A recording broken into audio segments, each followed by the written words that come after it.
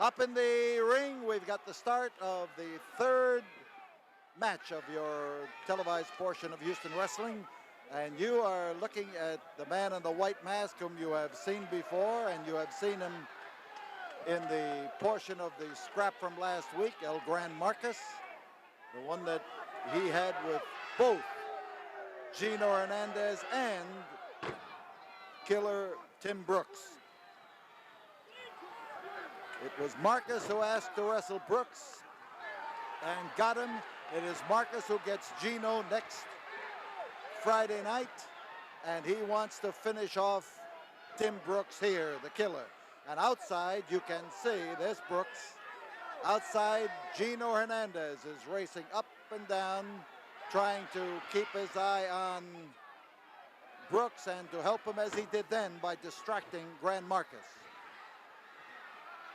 There he is, and I said racing, and you can see him moving non-stop around that ring. He's moving along. And the crowd is screaming for Markus to knock his block off, and Markus literally was asking for permission. I'll tell you what, he had a unanimous vote. There was no question about it. And the height of the noise here is tremendous. But most of it is advising Gran Markus what to do. I can imagine that they're going to tell him what to do next Friday. And it will be to take Gino Hernandez apart. Brooks is a tough customer. When Brooks is right, it's hard to do anything with him. This is one of those times. He tonight is keyed up, and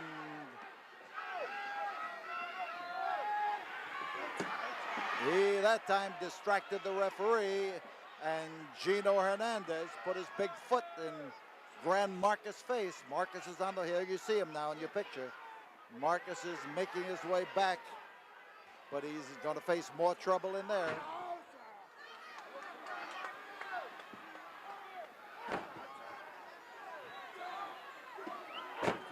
And you just remember that Markus here is up against a guy who knows how to dish it out. And he is changing his style, and these people here are changing right along with him. They are screaming their approval of him. Oh, man, he slammed in their face first. A crashing blow, and it's a great way to lose teeth, I'll tell you.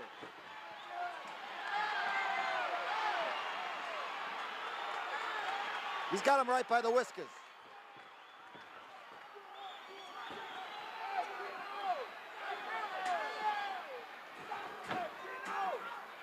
Gran Markus looking for a place to throw him, and it is quickly reversed, and how? And he hit in there with a thud that moved our ring. Front headlock for Killer Brooks. Markus trying to get into position to do something about it, trying to get balanced.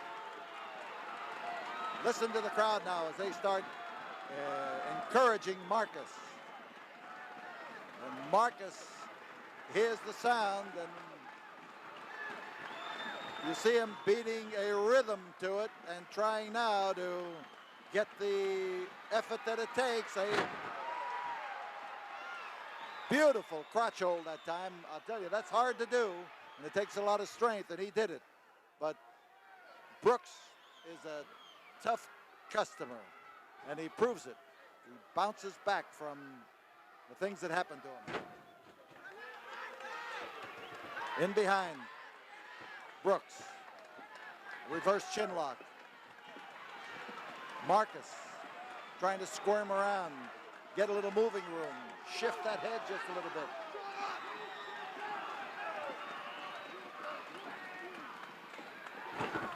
There is a maneuver that Brooks is using that was passed down in his family, that driving knee into the middle of the back.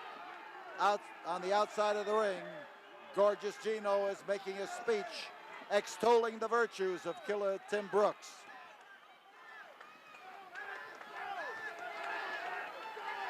Now they're saying, go, Markus, go. Markus still speaks precious little English and understands even less.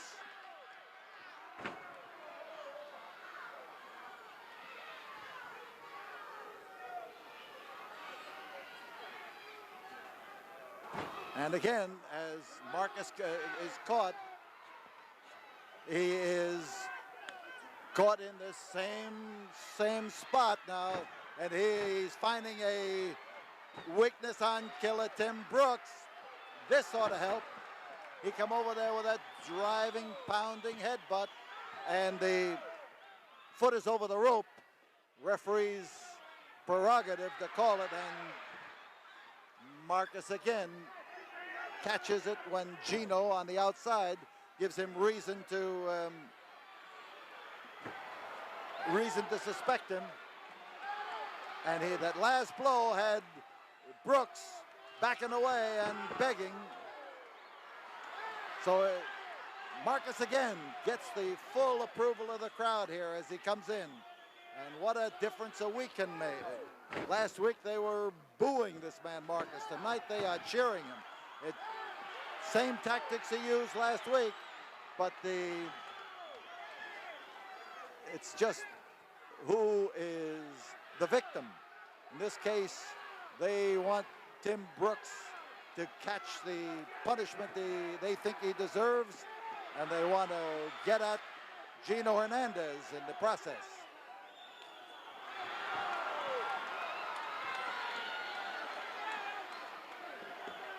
So Brooks caught it across the ears, and whether he caught it or not, he's withstanding it.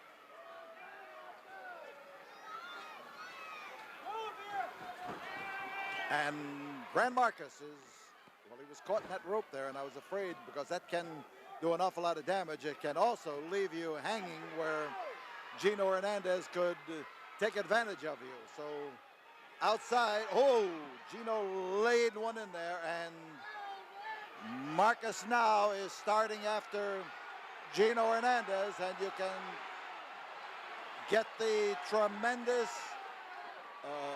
upheaval in this crowd as they point him in the right direction.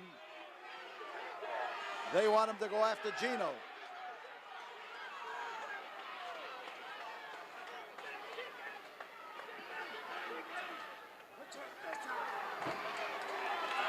So Markus now is in command up in the ring, but it's hard to stay in command with a guy like Brooks. And Brooks is better tonight than I have seen him in many a match. He has a purpose there, and he is doing something about it.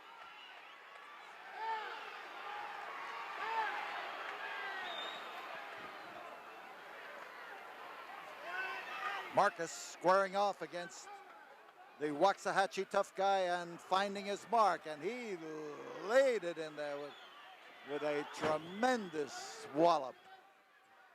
But so did Brooks.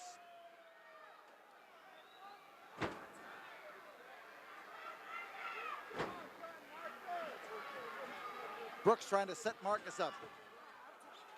Markus landed hard. That was whoop! And he got out of the way of a blow that could have put him out of action.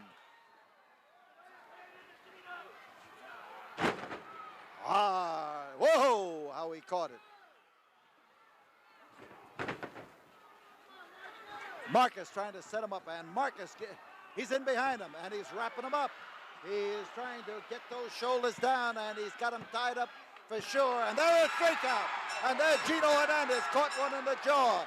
And out goes Killer Brooks. And Gino Hernandez and Markus are at it now for fair. And Markus has him right where he wants him. And where this crowd wants him too. He's got him underneath. And here comes Brooks to drag him by the leg and pull him loose.